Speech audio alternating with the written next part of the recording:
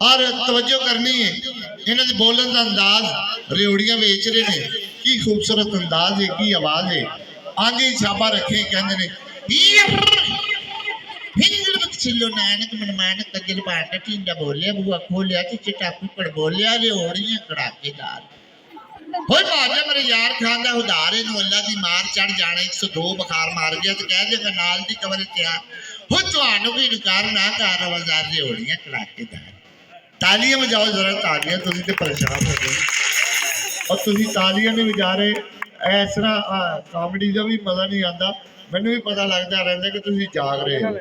मैनू अज लगने मैं तुहानू ताड़ियां मारन दा कहन दिया, तुसीं लंगर इन्ना खा बैठे हो, घराड़े मारन डे हो पिछे।